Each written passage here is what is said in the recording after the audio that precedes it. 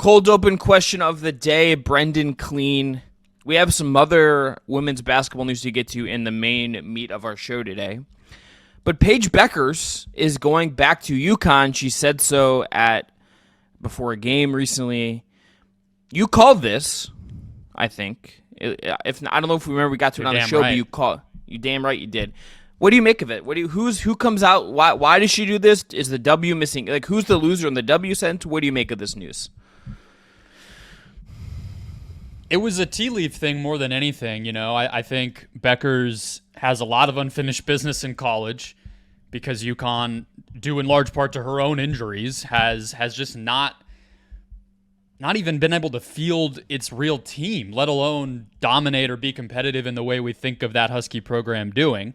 So that just made sense. Well, if you feel like your college experience and your career at this storied program is not what you hoped it would be when you declared there so many years ago, I obviously could see wanting to live up to that potential. Her best friend is hurt, and second best player on the team, AZ Fudd. And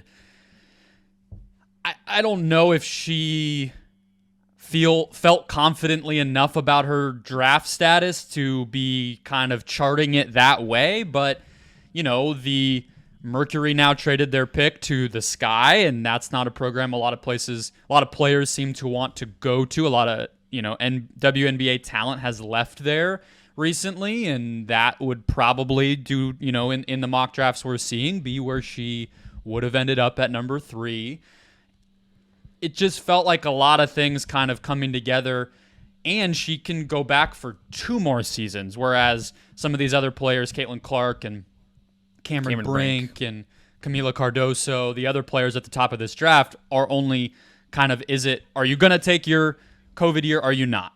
For her, it could be 2 more. So she would have been ahead of even they were. It kind of added up to me in a way that made a lot of sense. I guess I would just throw back to you. Why did she say it now? Why announce it randomly in the middle of February when,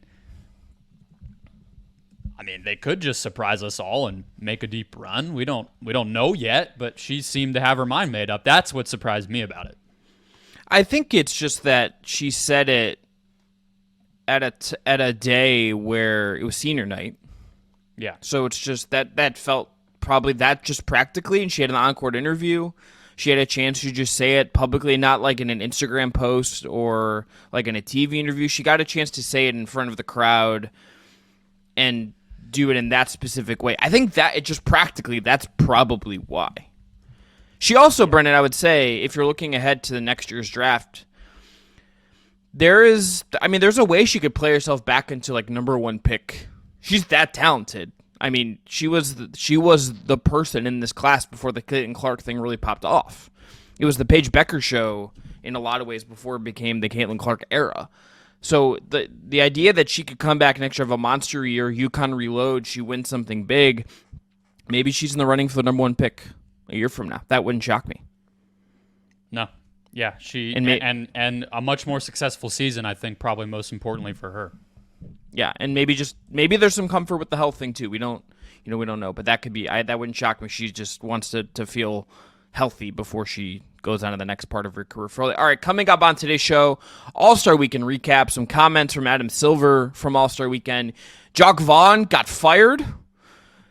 Mike Conley extended. Caitlin Clark, Klay Thompson. A lot on today's Just Basketball show. Let's dive in.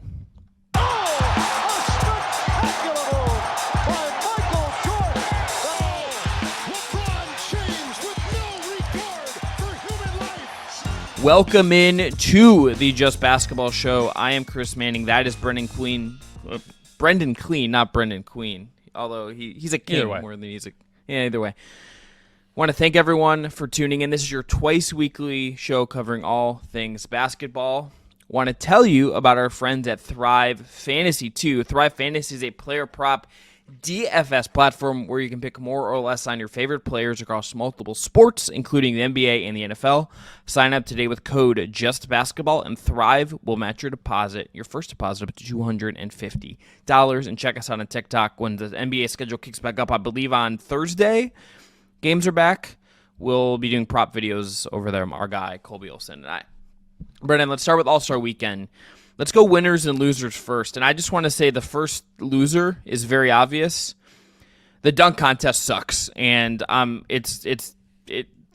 3-point shootout should be the closing event to All-Star Saturday night at this point. It's the better event with more skill and more, frankly, tension. The dunk contest, after having a good year last year in the Mac McClung breakout, just wasn't good. It felt dead on TV. Talking to some friends in the arena, it felt dead. I think in the arena, in the football stadium, they held All-Star Saturday Night in, which maybe did have some effect there. But the loser is the dunk contest, and Jaylen Brown did get there, and your prediction that he needed to win for it to matter. Brendan, even if Jaylen Brown would have won, I don't think it would have made a difference. I mean, the fact that his signature dunk of this was really like, hey guys, it's clear I read Twitter and you don't think I can use my left hand. I'm going to put on a white glove that's like I'm either Michael Jackson or in the OJ trial. Like, I don't understand what was going on with that Jaylen Brown dunk. It was just not a good dunk contest, and it's jumped the shark. Yeah, I guess I should have been more clear with my aspirations for Jaylen.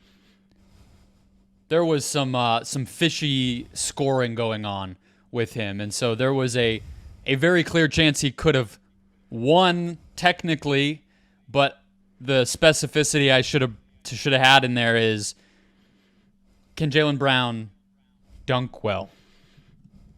Earn the win of the dunk contest, not just technically be named the winner. That would have maybe saved it, but yeah. Anthony Edwards has decided that he's not creative enough for this. He was asked to comment about it again, and he's done so a few times, Chris. Is he just kind of gaslighting us, or do you think he believes that? No, he's gaslighting us. No one wants to do this anymore. This is over. Permanently. This is just over. So what? It's going to keep happening, but it's going to be like a rookie, a two-way guy, like a G League guy, maybe two G League guys in this case. Because what do they have to lose? Yeah. Jaylen Brown's as good of a player as you're probably going to get to the dunk contest at this point. Like there's guys, Brennan, even in the 3-point contest. I would rather see Donovan Mitchell trying to do the dunk contest than the 3-point contest based on his athleticism, his skill. But he's won Dane it. Did the dunk contest early on, right? I don't remember. That feels like a weird thing, honestly. And so no, I think if he did, that's he's cool. When he was young, he's one of the best athletes in the NBA. I'm pretty positive he did it. But LeBron's never done it. I don't think it doesn't seem like Anthony Edwards or Zion or any of these guys is going to do it. So it might just be like a thing that happens, but we're just going through the motions. I think that's where we're at. I hold out hope that some young player who we care about will do it. Wemby?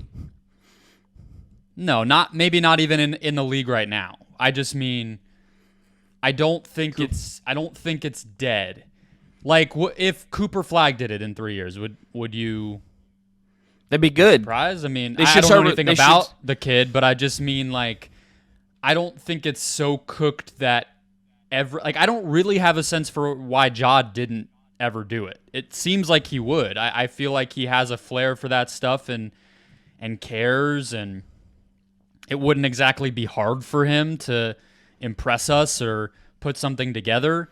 But yeah, why don't you throw a winner at me? Because I honestly, I have a lot of ideas in my head. You said you had 3 on either side that are more concrete. So I wonder if we can just bounce off yours as our guidepost for the conversation, because I feel like I want to not be too negative. And if I go with mine, it might just end up there. So let's go for a winner next. Okay. Winner is WNBA fans and fans of basketball getting the Steph Sabrina 3-point shootout, which, aside from some, I think, troubling commentary from someone on the TNT broadcast, was very well received, was very cool, was, to me, the highlight of the thing. There's a really great J.J. Redick monologue that he put out that I recommend people check out about what it meant to his kids and the interest in it and what it means for basketball regardless of gender. That, to me, was a highlight. I will say the belt looked a little cheap. Like that. Like, can we get like a WWE style belt? Like, you have the money. Can we get like a real belt that looked like Fanatics made the belt, and Fanatics makes everything poorly. Correct. Sorry. Yeah, I thought it was very cool. The ratings came out on Monday morning already, and that few minutes between Steph and Sabrina was the portion of Saturday night's broadcast where the viewership peaked. 5.4 million people. And overall, Saturday night was up, and I would expect that it was almost entirely driven by that event. And so I think they will continue it. As we will get to with talking through more of these losers, have a little bit of dread that they will find a way to fuck it up. But I loved the spirit of it. I loved the simplicity of it. This type of thing is why we tune into this stuff.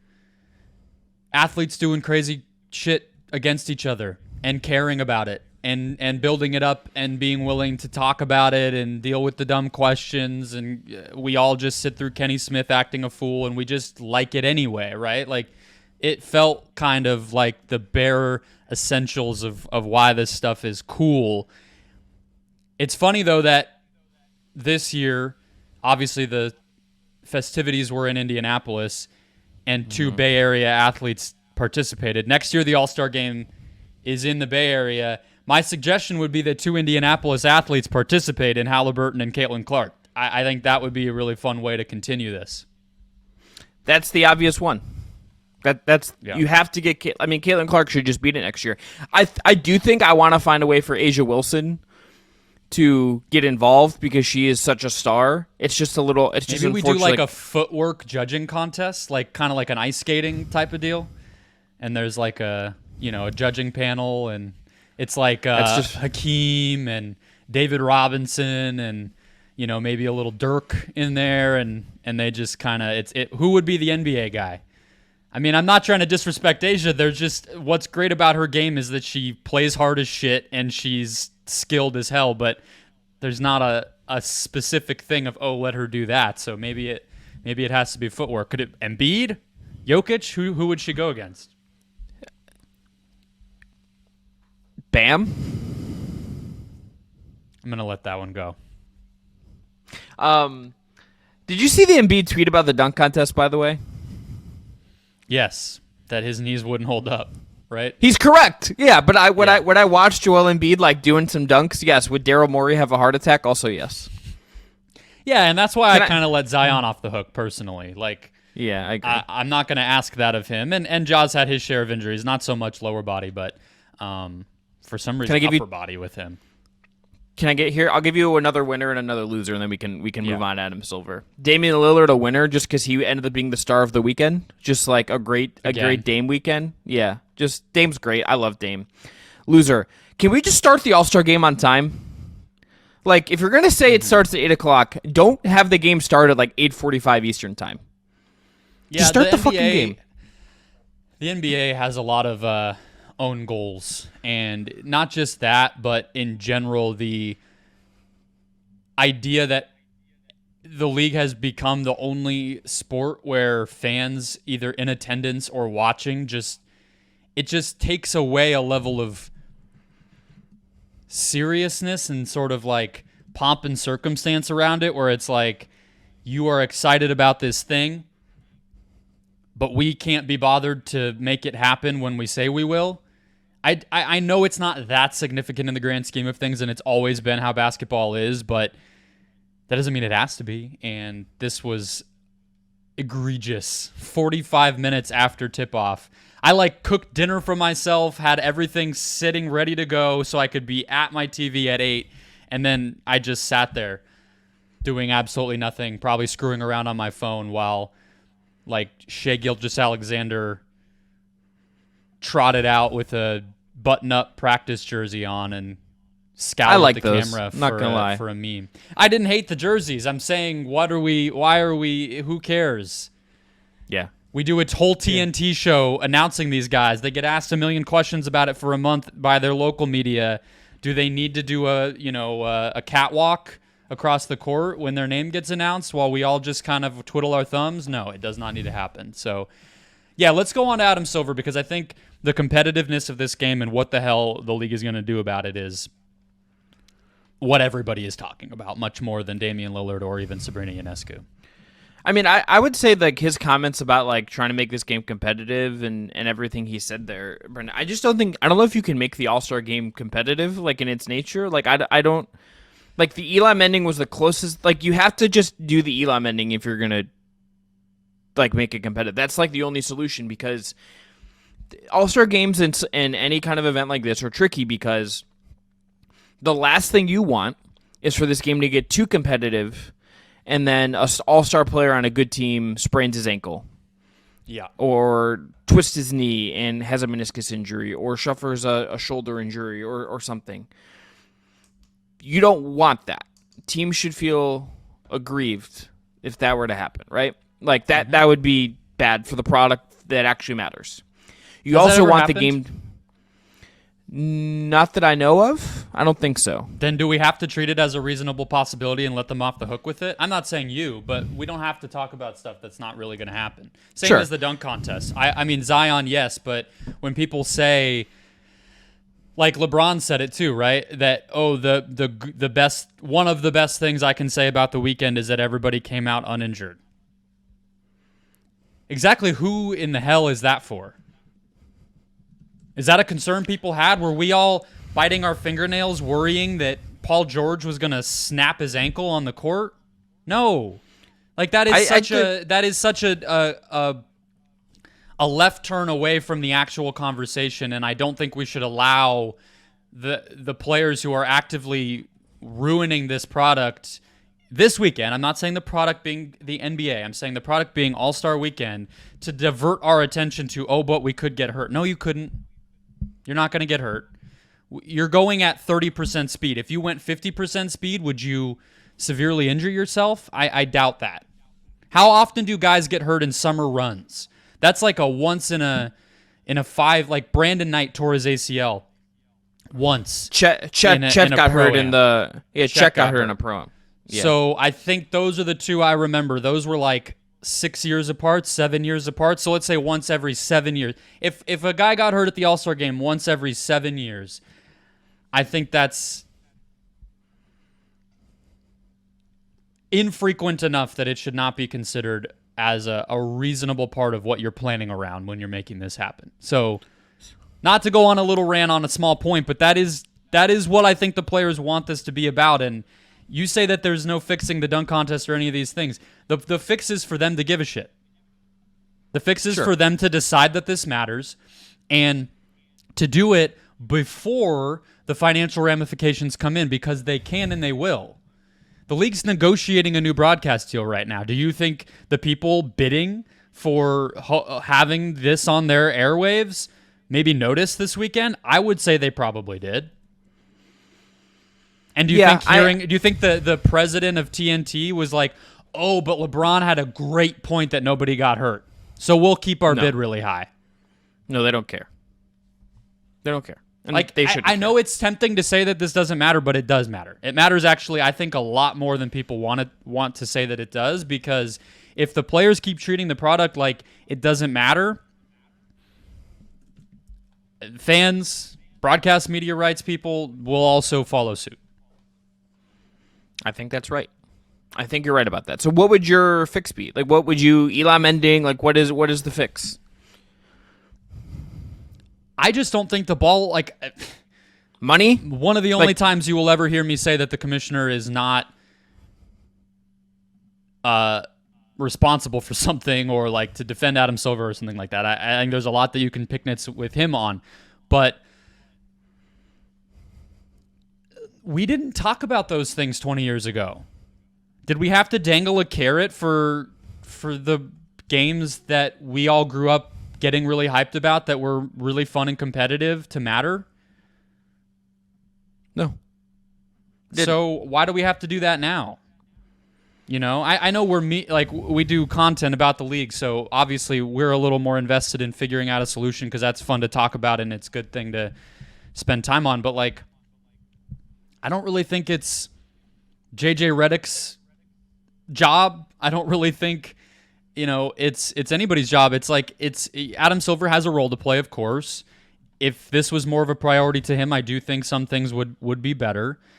the fact that he seemed to be more excited about the court changing colors than doing something to make this stuff matter more and getting players to be incentivized to participate, it goes a long way. But it's like, I tweeted this before, and I was obviously, shouting into the ether because Twitter doesn't actually get anything done. But it's like, where were CJ McCollum and Andre Iguodala this weekend?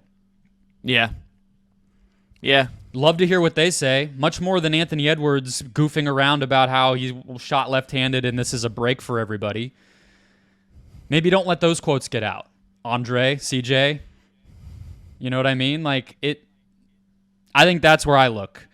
The union negotiated a pretty shitty CBA for its players and then fired its executive director and replaced her with an interim ex-player as the director. We haven't heard a new hire. I don't feel like CJ McCollum's tenure is going to be remembered all that great right now on how things are trending. So that's where I look.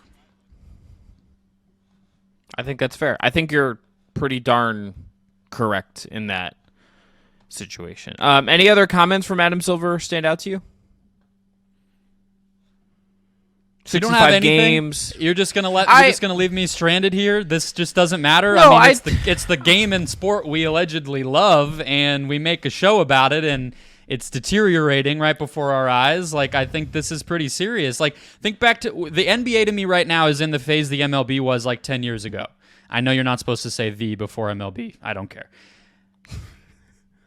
This is where it is. The whole conversation is about how it does not matter, it is insignificant, and it is worsening. And MLB got in a pretty bleak place before they finally made some changes. I'd like for the NBA to not wait that long, I guess is what I'm asking for. I think that's fair. I think where I come is there's part of this is I think something of a perception battle that the NBA has always had, where people look at the NBA in a certain way, and that it's, their guys are soft, that defense doesn't matter. That is always, when you talk to casuals, that's one of the things you always hear about the NBA is they tell you they don't play defense, and the All-Star game is kind of... I mean, what is always? You think people have always said that? In my personal life, growing up as a basketball fan, that was the thing when people said they weren't NBA fans or Cavs fans in Cleveland. That was why, because they don't play defense. That was the thing. That was always the thing. I grew up rooting for a team that actively chose not to play defense in terms of the Steve Nash Suns, so I'm not the best temperature check there. Okay, so that's always been what they've dealt with. Continue. Seeing an All-Star game in person a couple years ago, the thing that struck me more than anything else is that it is I think in a way that is not good for the product, and it's just, I think, to me, just as important as. I think this is just as a part of this as the actual on-court stuff. This is a brand activation weekend more than it is something you're actually excited for people to watch. I think that's just also part of the problem. Why can't it be both? Why can't it be that M&M's has a booth somewhere and does a million photo shoots and interview opportunities, and then the game is good? Let me finish. Yeah. I think it has gone too far in we're just gonna launch signature shoes. We're gonna have people do branded. I think it is focused too much more on that, and guys being oh, I want to rest. Anthony Edwards, we should be. I'm okay with what he said just because we learned something from that. You know what I mean? It's he said the quiet part out loud that he probably got a call about it. I think the easiest fix is just Elam ending. Draft the team, do the draft again, at least gamify it a little bit. Maybe make the rosters 15. And do something in that scope, at least to make it something more of an event. Because the worst thing you could have is this becomes the NFL Pro Bowl that just nobody cares about. That's the bleakest end of this. And you don't have the benefit, and the NFL's, they don't have the benefit of being the NFL, which is that product remains insanely popular. They don't need the Pro Bowl, right? The NBA needs this. Yes, and that's. I think you have to get it to Elam ending, making competitive. I mean, I don't think doing home court or anything like that is a fair way to do this to make there be some stakes. Is it and I think in terms of communicating to the public that matters. I don't think people give a shit if there's $50,000 a piece for the people who win. I'm sorry. At a certain point, it's those guys are already I say this believing athletes should get paid lots of money. because they're putting on a product that TV rights are a lot for. They're the ones creating the value. Your average person, me included, does not give a shit about like multimillionaires making another $50,000. I don't care. Agreed. So I think the guys 20 years ago didn't need that. Yeah. So how much goodwill are you really going to buy with people who are fed up tuning into this every year and having it suck to say, oh well, we're paying them more now. Oh, what a relief. Yeah, I don't know. There's something here that just like at the core of it that feels just kind of wrong. And I mean maybe like I think some of the things they're doing on the edges are interesting. Like the G League game stuff I think is fun. I think the HBCU game is fun, but those are not things that are like ultimately driving a lot for people. And even like All-Star Saturday Night, which is in some ways like the main event of All-Star Weekend because of just like what it has meant in the past. Like, I do think that needs a reshuffling as well. Like, I think the Steph Sabrina thing was the highlight, and the three-point contest was the second. Those are the two best things about All-Star Weekend in terms of actual basketball. Because the stars will actually do the three-point contest, I think. I think that's the problem. And so, look, like, I'm not trying to. We can move on because everybody's having this conversation all over the internet on this Monday. But it's not just that it's the All-Star game. I agree. At the end of the day, it doesn't matter that much. But to me, it's more so emblematic of a larger concern. And the league last year hit a boiling point with the load management conversation. That every day, every week, throughout the NBA season, that was not only one of the dominant things people talked about with the NBA, but also one of the biggest. That it was so negative, that it was creating a perception that what they were putting out there on arena courts every night just was losing significance. This one feels like it's getting there too, and to the league's credit, they did something with this 65-game rule to address that. They have to do something here. And they have to work in conjunction with the players to do that, just like they did with the 65-game rule, which, despite what some people have said, was collectively bargained. That was an agreement that the players made. Paul Reed, we're talking to you. Talk to Tobias Harris. Your union rep is bad at email. Exactly. And so that's where we are with this. I think it has to be something. And bigger picture and not to open a can of worms right as we're about to move on, but it's like LeBron might be the kind of figurehead we think of in this new era of the NBA where guys have a little bit more sway and the individual players have earned and deserve a level of respect and dignity and power. But LeBron deals with the bullshit that comes with that in a way I don't see a lot of these other guys doing. I'm not saying LeBron was out there D'ing up. He could only play a half because the dude is like old enough to be my dad. But he's not, for the record, but basically. But he does the nonsense interviews. He's a steward of all of this stuff. He admitted that there's an issue last night, even though he did throw out the injury comment, which I didn't personally appreciate. He acknowledged it. It's not where it needs to be. And seemed open to changing that. When then you hear some of these other younger guys and it's like, does this matter to you? Can you understand the connection between what's going on and what could come, which is a legitimate downturn in the financial scope of things? I don't know.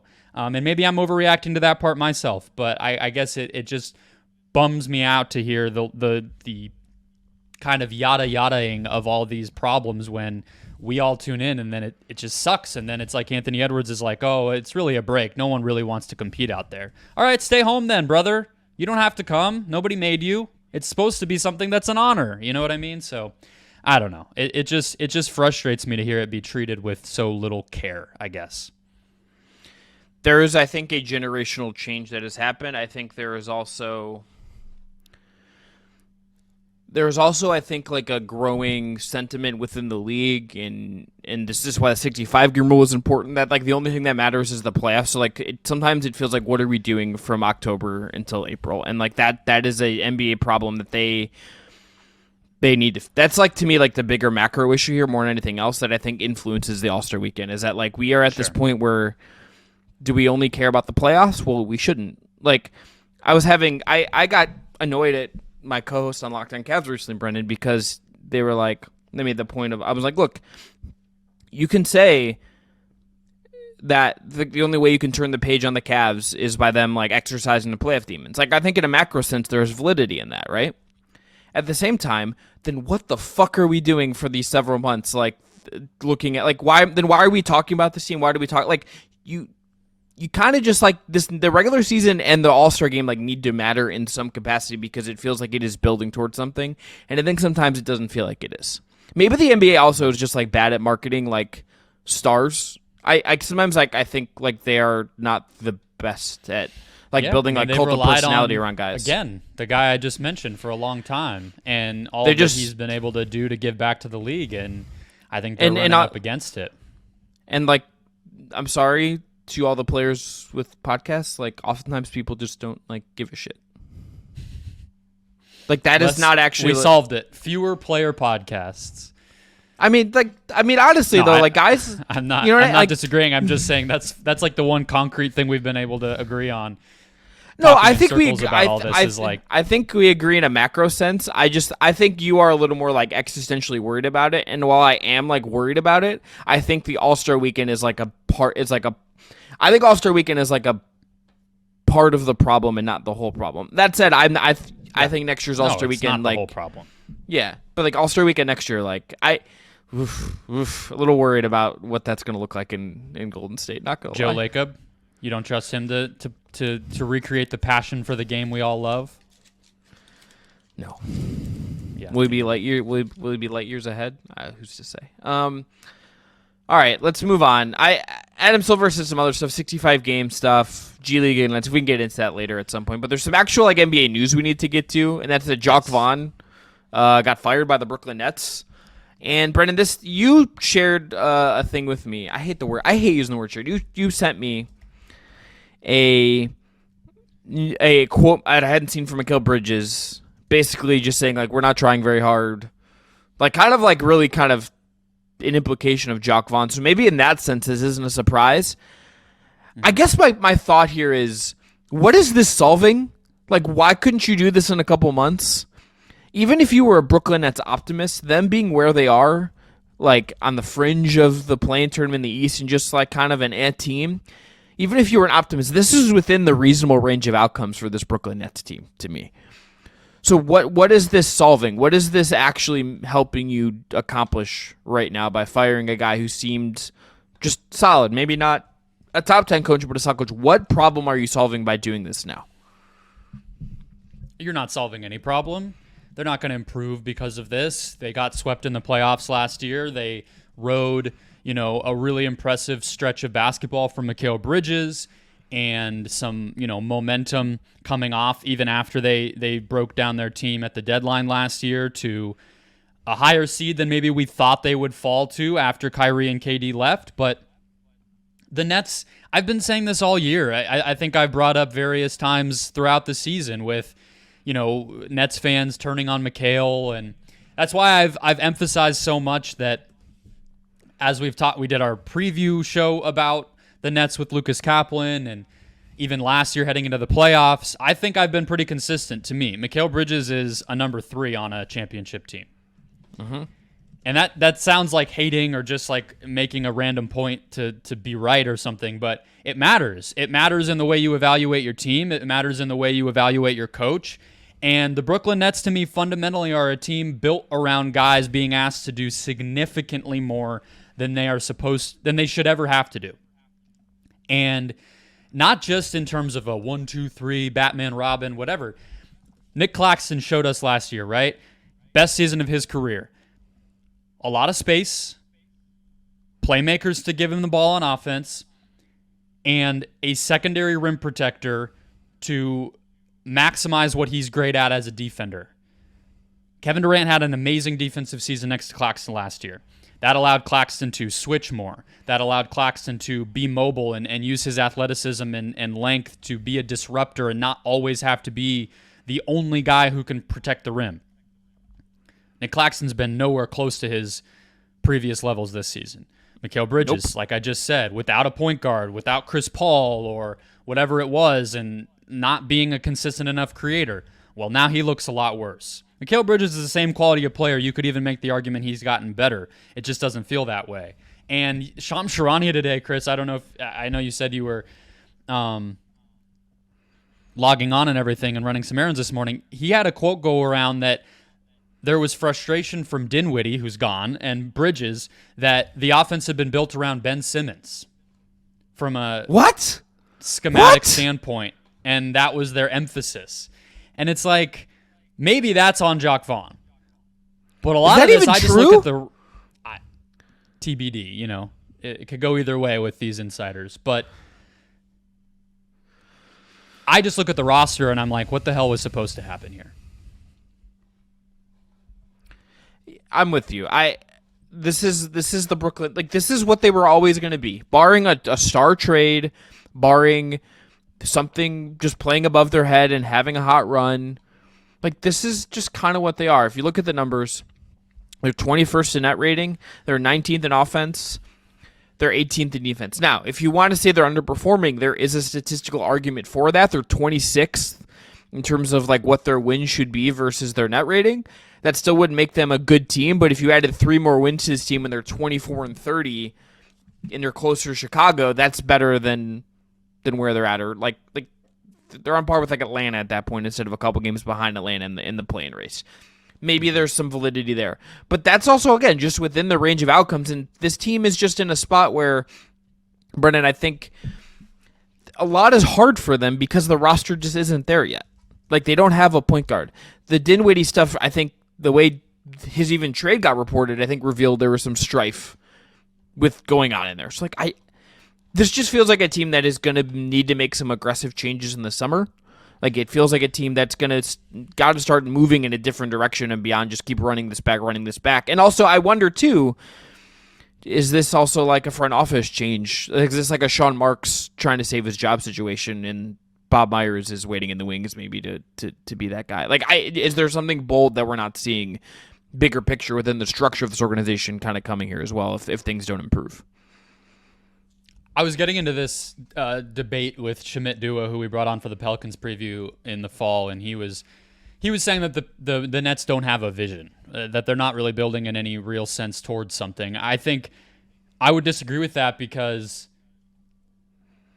they want to pivot from the Durant-Kyrie era, Harden, if you want to include his sojourn for less than a year. Sojourn. A word we should use more is sojourn. I'm just going to say. That's a good word. They want to pivot from that to star player core 2.0. It's taking longer than they probably hoped. I think you could take some issue with, like, hey, did you need to hang on to Dorian Finney-Smith? You couldn't have gotten some assets back for that guy. Was he really doing much for you? You get like 2 second-round picks and Keita Bates-Diop for Royce O'Neal. We don't really know what you're going to do with Nick Claxton, and I do think there's a reasonable question to be asked about, is paying him the smartest thing in the world given where you are right now? But if they're able to, and I think they need to, make that trade this offseason, we don't have those questions anymore. If they get Donovan Mitchell in July, I think we understand perfectly what their vision is. Their vision is a great team built around Donovan Mitchell all of a sudden. It's just right now we're in this in-between phase, but I tend to think Sean Marks is pretty decent at his job.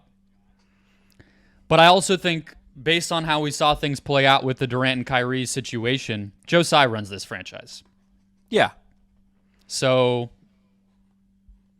it's really up to him, and at that point, it's not to say it doesn't matter who runs the front office. I think they've had some pretty good player development successes and things like that, but it's about his patience. And if the plan is execute another star trade in the next X months and Marks doesn't do that, I absolutely think he could be fired. But until they have a roster that has a direction, and that direction has to be up because they don't have their own picks, it's just this is where you were left when really, Kyrie didn't want to take the shot. I mean, it's just we're still in the aftermath of that, and that sucks, but I don't know what you could really do to fix it, and expecting this team to win just because you want it to wasn't really going to work out. Yeah, I think, too, the only thing I would push back on as far as like them just a star and then this is clear is the roster also around them, like, it doesn't quite make sense in the way I think you would want it to for a star to fully come in and it just be clean. Like, yes, Mikal Bridges, Claxton, I think, can be that kind of guy, but there's other work to do, and I think that is harder just based on their pick situation. Like, even if they have some other assets they can play with, I do what think do they need that they don't have on the roster right now that would be tailor-made for Donovan, or if they had gotten Dame or whoever it is this summer to come in? I think another guard who's just like quite decent would be good. Like I think that's part of it, and I mean to your point, maybe keeping Dorian Finney-Smith is just trying to say like, hey, like we this is the kind of guy we want when we make a star trade, so like why should we trade him? Like I could see that argument, even if value wise there's a little bit of goofiness there. But I think and frankly I also just think figuring out what the F is going on with Ben Simmons is just also like a big part of this. What's going on is they're waiting out his contract until they cut him, or use him in a trade like that. He's expiring after this year, so Yeah, I don't disagree with you. They have Dennis Schroeder now. I don't think he's elite, but it's probably a little more stable than Dinwiddie. I think some of those guys can come around. What does Cam Thomas look like on a team that has real structure and is trying to win? Can he be a sixth man who really gets buckets and makes a difference? I don't know what that kind of player is in today's NBA, but maybe that improves and doesn't look so random the way that it can right now with him. But yeah, they're not going to be the title contender the minute they acquire a player like that. But I think that has to be their goal because again, they're sitting 8th in the lottery right now, and Houston's going to get that pick. So it's tough and not a really easy call to just say tear it down like they already did under Sean Marks once. The pain of tear it down and know you're not getting your pick is a really tough pill to swallow. Yeah, could not agree more. All right, let's move on. Next topic we have here, Brendan. Mike Conley got an extension from the Minnesota Timberwolves, 2 years, $21 million for Mike Conley, who is instrumental to the Wolves functioning. Like, we should just note that. I think that's why this happens. He's 36. He will turn 37 around the start of next season. So this is age 37 and 38 seasons. Yep. This feels very much to me like a deal just you do it so you don't rock the ship. You do this deal because you're spending big elsewhere and you need some stability at a really important position, even if this guy is, I think, older than you would really like to have at this point in time and to really be on the same timeline as everybody else.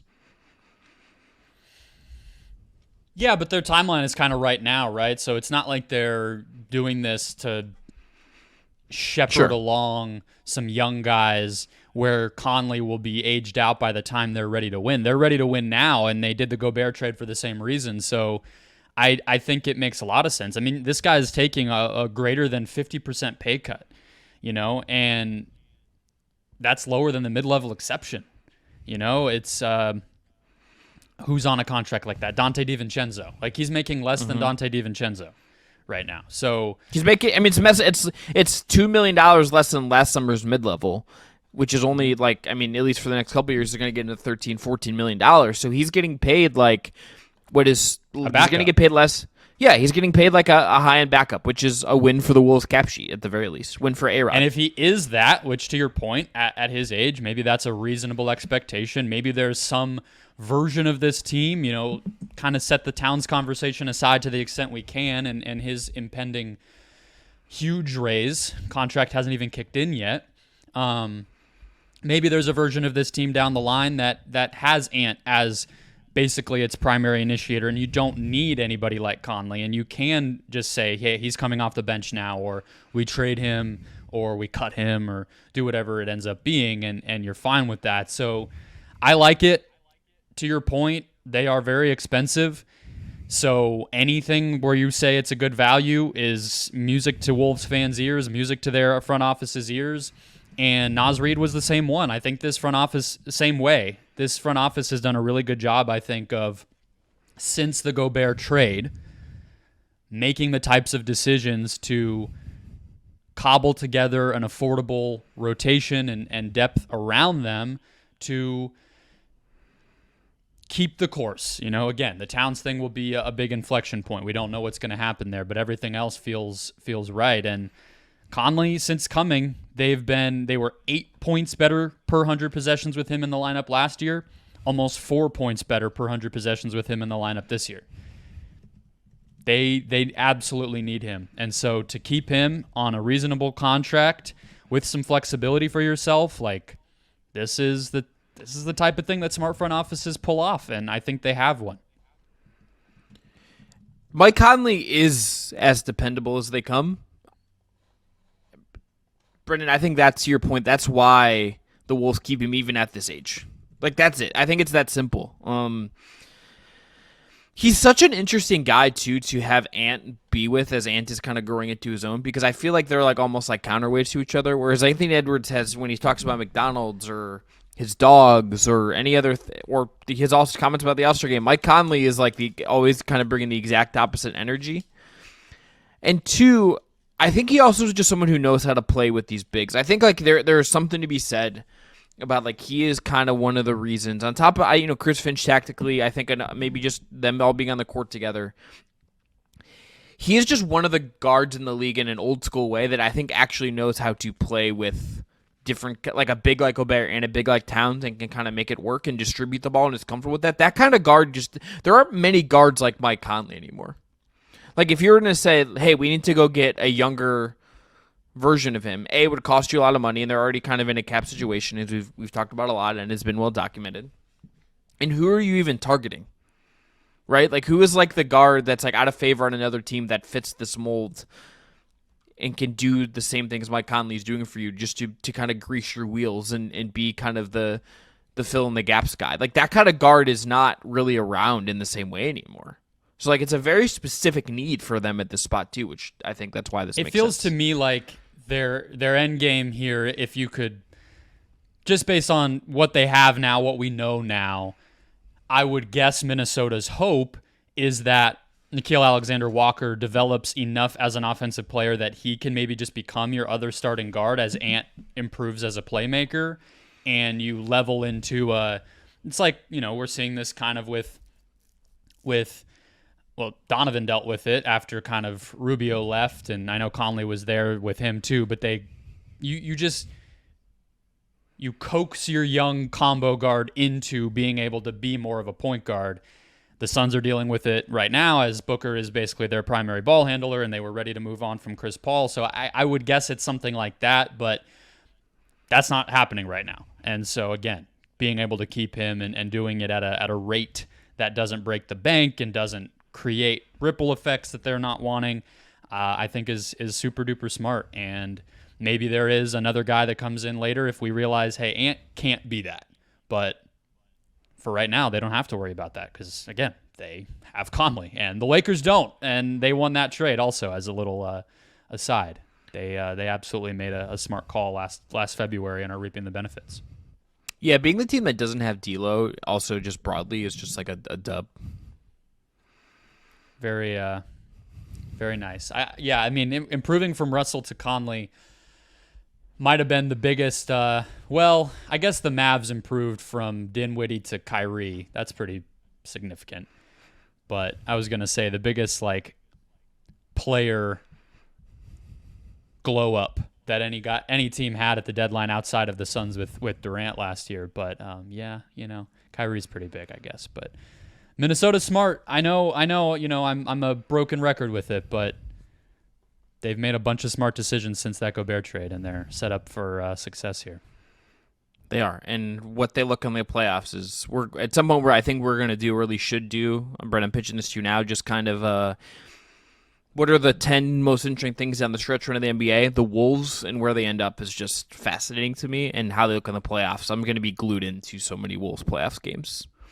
just in a real should be some sense. Cool stuff too. This Thursday or Friday, ESPN's doing one of those all access things with Minnesota, where they're broadcasting NBA Today and some First Take stuff from their practice facility and arena. So maybe we get some good interviews and attention on this team that deserves it. And here's where Jimmy Butler MF'd everyone and stormed out and did a pre-planned interview. I wonder if this is the first time ESPN's been on site in Minneapolis since Rachel Nichols and Jimmy Butler did their post, pretty much like a boxer after a big match was what that felt like. And maybe ESPN rightly has avoided, the dead zone that they created there since. But, things are looking up. So hopefully we get some good Ant comments and he can make me love him again, because I'm a little spiteful after him shitting on the All-Star game. Yeah, not great. All right, before we get to Caitlin Clark, I want to tell you about our friends at Homage. Homage is the ultra-comfortable specialty apparel company with NBA and WNBA licenses. They use vintage-inspired designs to pay homage to the greatest stories, traditions, and figures across sports, music, and pop culture. Use the link below to make your purchase and support the Just Basketball Show. I am wearing a Cleveland Rocker shirt from Homage right now. It's super comfortable, super cozy, fits great. Check them out. And I promise you this, the moment they put their Guardian starter jackets back in stock, I'll be buying one and I'll be wearing it on the show. That's a guarantee. That's the Chris Manning guarantee. It's the thing I feel most solidly about based on the show. That's like just a certainty of life. Death, taxes, and homage. Me buying that Guardians jacket. And that specific Homage jacket and me buying it. Like, just a lock. All right, Caitlin Clark, Brendan, is the new official record. I know there's the record that isn't exactly in the books, but she passed Kelsey Plum for the most recorded points in NCAA women's history last week. And I just got to say, did it the most Caitlin Clark way possible by hitting a pull-up three from damn near the logo. Mm-hmm. She is just must-watch. She is...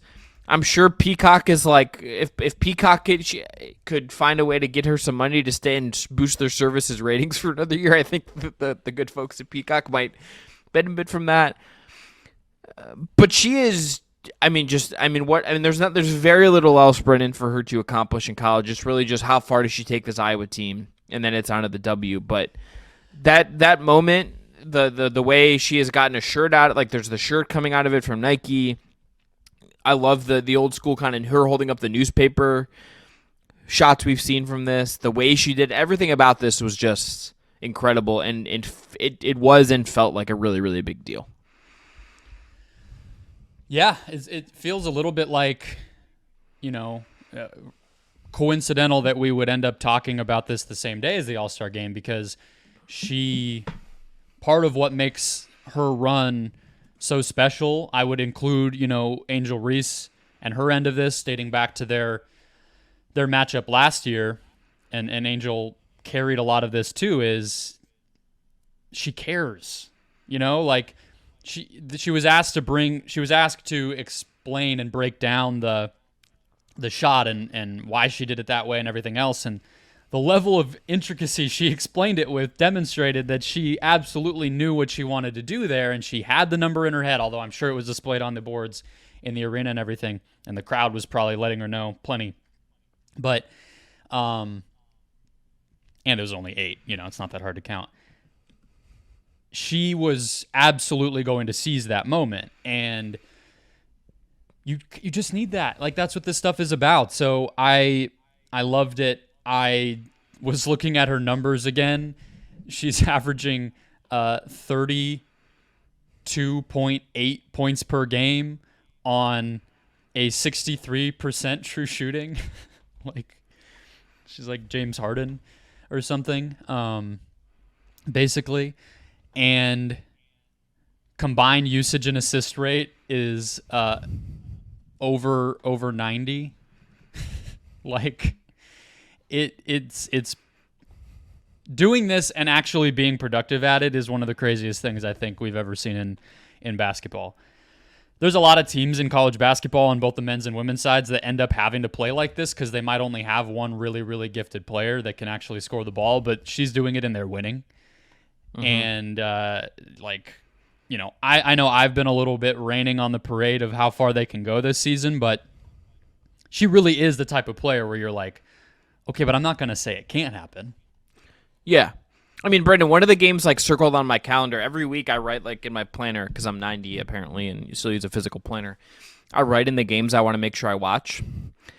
I've already pre-written in, I don't remember the date, which is why I have the planner, I guess, but her senior day is against the Ohio State team that she lost to in Columbus. That Ohio State team that is pretty damn good. Cannot wait for that. Like, that is like, do you like basketball? Did you watch see this game. The star player who hit the shot and did the John Cena thing said that it wasn't that's actually just their sign for face guarding? No, I don't buy that. No, for that's an bullshit. Instant. That is bullshit. That is bullshit. That is she John said Cena. Basically like we do that when we want to press at the end of a game, like face guard. I'm like, no, okay, even if that's true, you knew what you were doing. This means one thing in the world. Like, that is like, sometimes professional wrestling seeps into the world. That is one of the things that is just like there. And everybody in the basketball world knows that Caitlin and Angel Reese did that to each other last year. We all like. Yeah. If you missed that, you were, I don't know, you were in the night country with the True Detective folks, and you just lost all attachment to the real world, because everybody knows that happened. So even if that's what your little sign is, I don't care. You gotta, you were talking some shit, and Caitlin will bring it in the next game. I absolutely agree.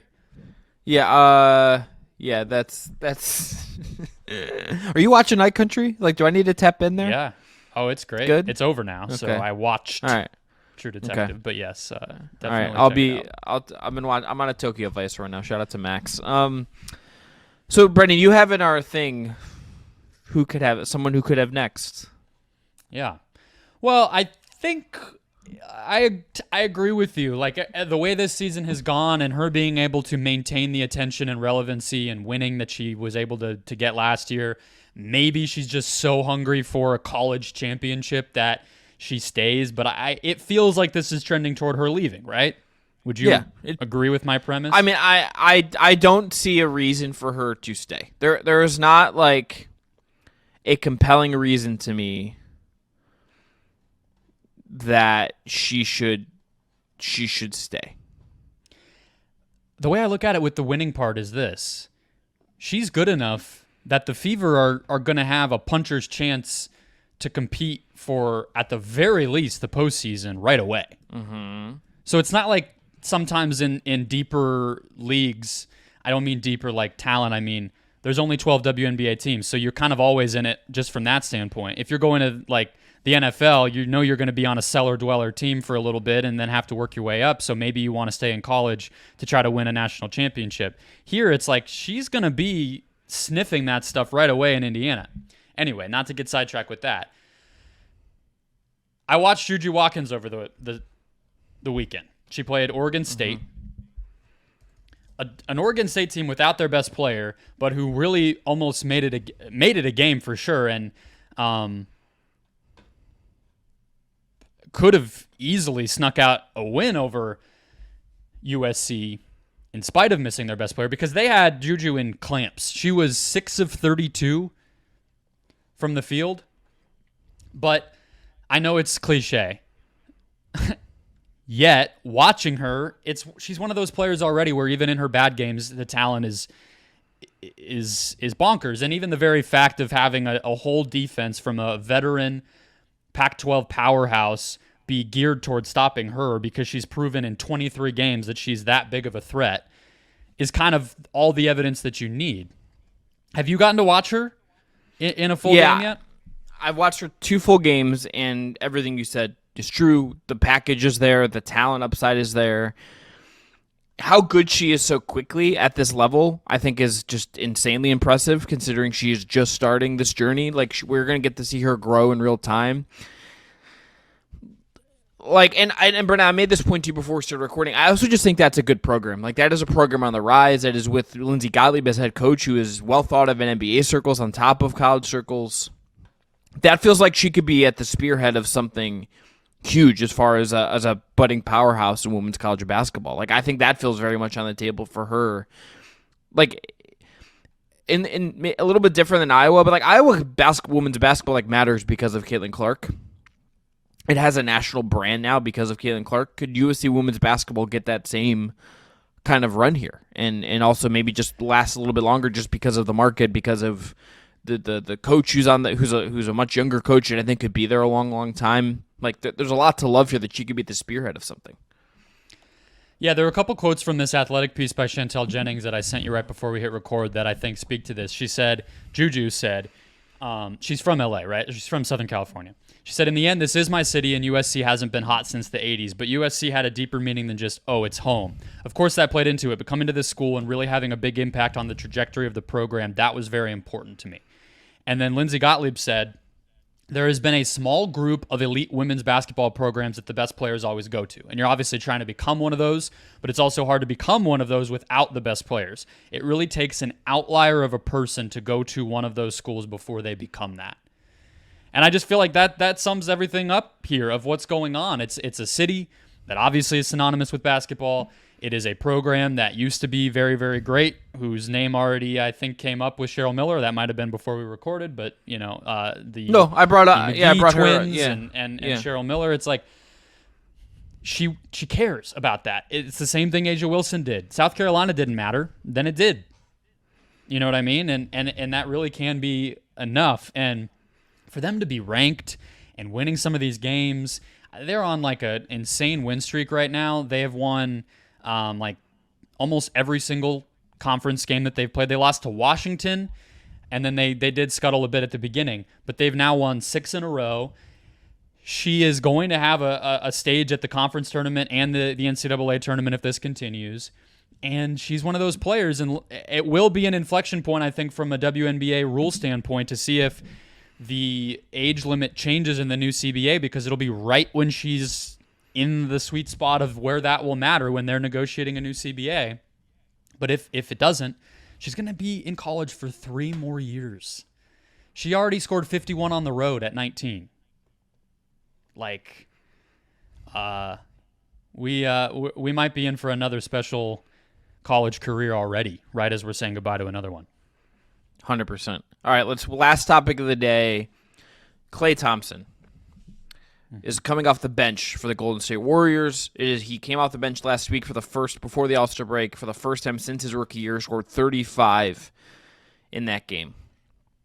Brendan, the Klay fall off, the Klay decline, whatever you want to call it, I mean, we've known it's been happening for a long time. I think it was inevitable, not just based on age, but also when you go through the injuries he did, it's going to lessen your impact. It's going to lessen what you are. It just does, and that's unfortunate, but it's just the harsh reality of injuries. I want to ask this question, though, more than about Klay, but about like why this was even possible. I think that's the interesting part about this to me. And I think part of this is Brandon Podziemski is a rookie who's coming in and starting over Klay Thompson, one half of the Splash Brothers. Podziemski was not like a super high pick. He was not heralded, I think, in the draft in a real way. He's 20 years old. He went to Santa Clara. He was the 19th overall pick. Mm-hmm. What to you about Podziemski has made him? What about how he plays, what he does, what he's good at? What do you think made it possible for him to be someone who could step in and be the guy to take Klay Thompson's starting spot? So I think from a style standpoint and what he's good and bad at, I think a lot of people that pay more attention to the draft than you or I from an earlier point thought he made sense here, right? So being kind of a combo guard, shoot, pass, good feel, offensively big-ish at 6'5", not, the physically biggest guy, but tall enough to kind of play a few different positions, which obviously they like on both ends. All those things I think you could have seen coming. I think to me the part that's allowed him to distinguish himself so quickly and make an impact as a rookie, which as Moses Moody and Jonathan Kuminga and James Wiseman will tell you is easier said than done here in Golden State. To me, it's just his confidence and his IQ, really, especially the confidence.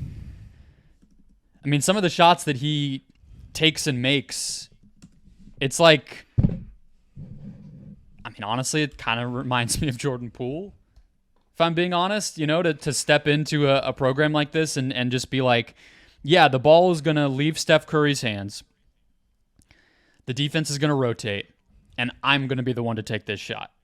That's a lot, That's a lot to put on somebody, and he's fine with it. And, efficiency-wise, like 39% from three, 74% at the rim. Granted, he's not going to get there a ton.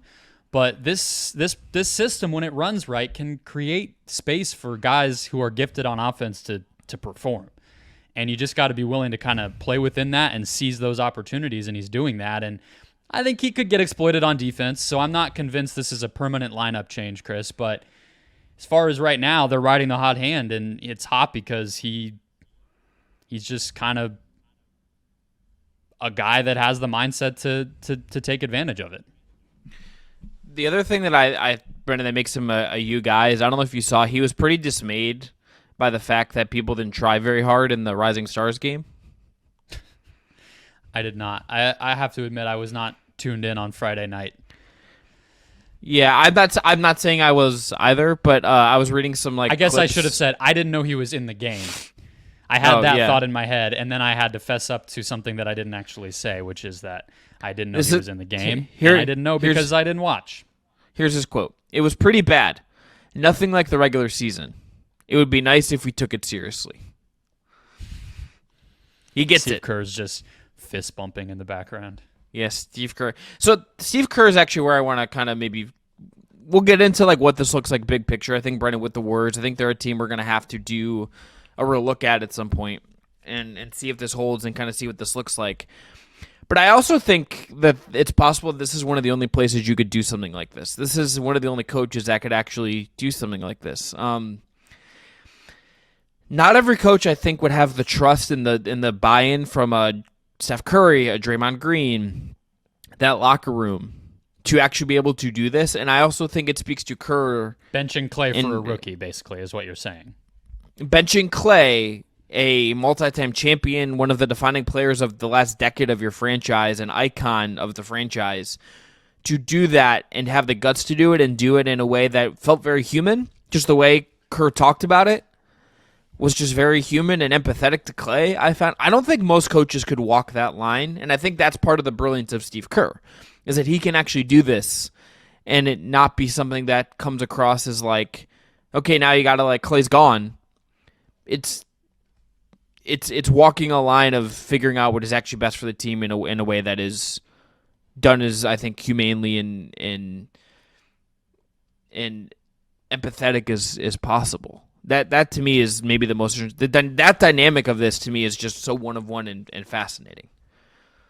Yeah, I'm only changing it to the cold realities of his contract situation, not because I think that's most important, but because I don't have a better way of putting the Kerr and that core dynamic than you just did. But it does make me think of his contract because it feels like a byproduct of him softening up to these adjustments. And he obviously had the comments to Marcus Thompson at The Athletic, or to the media there locally, and Marcus wrote about it a week or two before that, where he said, "There's nothing wrong with being a great role player on a good team after all that I've been through physically." And that's a pretty humble thing to say too. And all of that leads me to believe maybe there's a bigger opening for him to agree to a contract maybe smaller than he was hoping for last, when they were talking about an extension last fall, but amenable on both sides, where